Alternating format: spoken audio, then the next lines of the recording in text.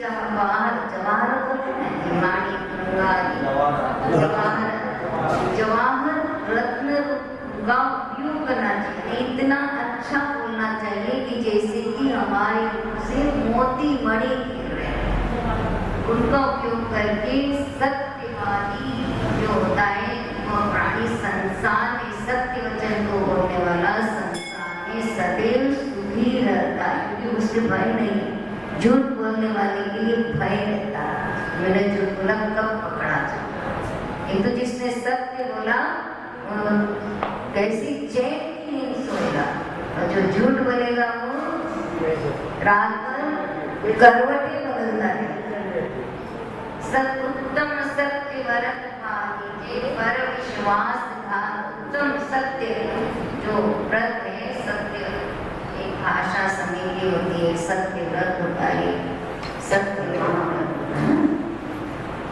तो यहाँ पे ऐसे सत्य व्रत का, सत्य धर्म का पालन करना चाहिए।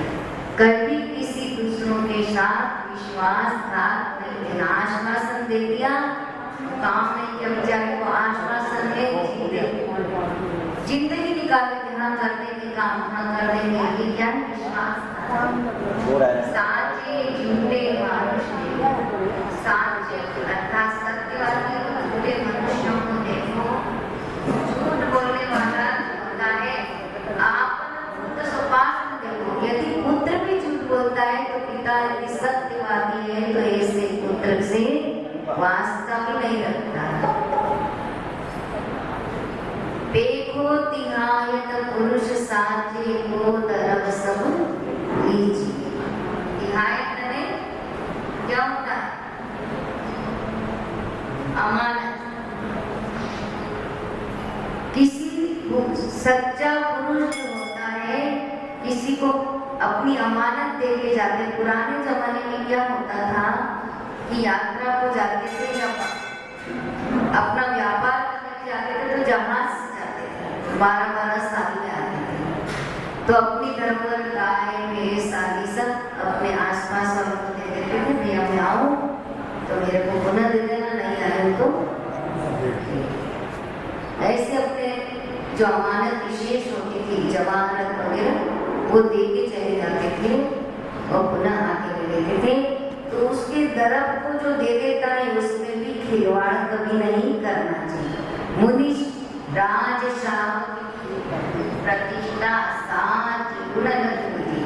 मुनिराज हो चाहे श्रावक हो, इन दोनों का जो जीवन एक प्रतिष्ठा है, इज्जत है, वह सत्य गुण और सत्य धर्म के कारण होती है। वचन से मुनिराज क्या बोलते, मेरे वचन से जो निकल गया वही करूँगा। दशरथ के मुंह से जो निकल गया, दशरथ ने क्या कहा, रघुकुल रीत सदा चलाई, प्राण जाए पर वचन न जाए। आचार्य श्री श्याम सागर जी महाराज ने माता जी ब्रह्मचारी अवस्था में, ब्रह्मचारी अवस्था अजमेर में थे, उनको शिखर जी की यात्रा करनी थी। उनके मुंह से निकल गया कि मुझे तो इस दिन जाना है। वो दिन उन्होंने बोल दिया, व्यवस्था नहीं हो पाई। वो इतने व्याकुल हो गए कि मैं सत्यव्रती हूँ, महाव्रती हूँ, मेरे मुख से निकल गया कि मैं इस दिन यहाँ से विहार करूँगा शिखर जी के लिए, और कोई व्यवस्था नहीं है। प्रभु मेरे सत्य महाव्रत की पालना हो। उस चिंता में इसे लगे कहीं मेरे वचन झूठ नहीं हो जाए, मेरे समाज के सामने कह दिया है। माता दीक्षा नंदमती की सुदामा थी, एक सुलोचना बहन जी भी थी और एक और बहन जी थी। इन्होंने संस्कृत उनसे पढ़ी तो गुरु ने हमको संस्कृत पढ़ाई, तो उसका कुछ हमें देना चाहिए। इन्होंने कहा महाराज हम आपको यात्रा शिखर जी की हम किंतु व्यवस्था नहीं बैठी कि लड़कियां तो कैसे वैसे। धर्मसागर जी महाराज ने पंडित जी धर्मचंद जी को भेजा कि चारों बच्चियां हैं, जाओ और उनके साथ ज्ञान सागर जी बहुत कड़क मुनिराज है, उनके मुंह से जो वचन निकल गया तो वो तो अकेला ही निकल जाएगा, परवाह नहीं करेगा आगे पीछे जो भी वगैरह की। तुम जाओ बच्चियों का सहारा देना और अचानक गाड़ी भी नहीं हुई, एक रास्ते में गाड़ी जीप मिल गई इनको।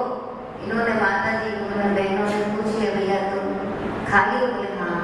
तो शिखर जी चलो, बोले मैं भी शिखर जी की यात्रा से आया हूँ, चलो वापस चलता हूँ। तो रास्ता और वो अचानक पुण्य का उदय और उनके अपने दृढ़ व्रत का संकल्प, जिसके कारण उसी वक्त अचानक गाड़ी वहां खड़ी हुई मिल गई धर्मशाला के बाहर, और तुरंत ये लोग व्यवस्था करके उसी दिन महाराज को शिखर जी की यात्रा के लिए बिहार करा के। तो साधु के वचन जो होते दृढ़ होते, जो एक बार निकल गया, इसलिए माता जी कहीं पर जाती है तो कहते हमारा ये प्रोग्राम माता जी कहती मेरा ये प्रोग्राम लिया हुआ है, कब किंतु कब पहुंचोगे?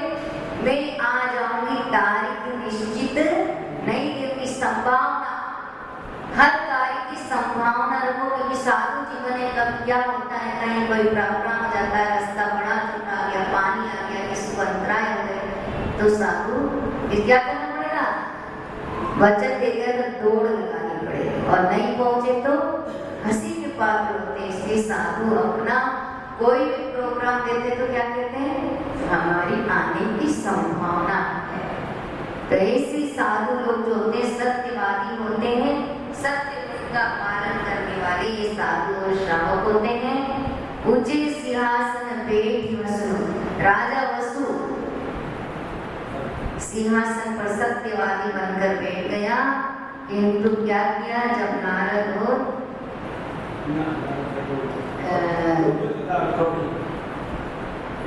और इनका मित्र वसु और कपिल नहीं, इनका जब विवाह हो गया, नाम बोल रही हूँ बता रही, पर्वत, तो पर्वत, नारद और वसु ये तीनों गुरु जी के पास पढ़ते थे। उन्होंने का अर्थ बताया था, 3 साल पुराना जो धान होता उससे हवन किया जाता, किंतु वसु ने पर्वत की माँ के लोग में कि हमारे गुरु की पंडितानी, और उन्होंने अपने पुत्र के पर्वत ने अर्थ किया कि अजने बकरा, तो बकरू की आहुति दो। नारद ने बहुत समझाया वसु को कि अपने को गुरु जी ने अज का अर्थ 3 वर्ष पुराना धान बताया है, अज का अर्थ यहाँ बकरा नहीं लगाना, किंतु माना नहीं, और पर्वत गुरु की पत्नी गुराणी के अनुसार उन्होंने गलत फैसला जैसे किया कि अज यानी बकरा, वह सिंहासन जमीन में धस गया। नारद बोल रहे कि अभी भी समय है, तुम्हारा सिंहासन अंदर घुस रहा है, बोल दो, सत्य बोलो, सत्य बोलो। सत्य नहीं बोलने के कारण वसु राजा का सिंहासन जमीन में धस गया, वसु भी जमीन में धसकर प्राण समाप्त हो गए, किंतु नारद सत्य रहा तो उन्होंने स्वर्ग को प्राप्त किया। तो ऐसे सत्य के साथ हमेशा रहो, सत्य की सदा जीत होती, देर होती किंतु अंधेर नहीं होता है। पहले पुराने जमाने में जब भी कोर्ट में गवाही होती थी, किसकी होती थी?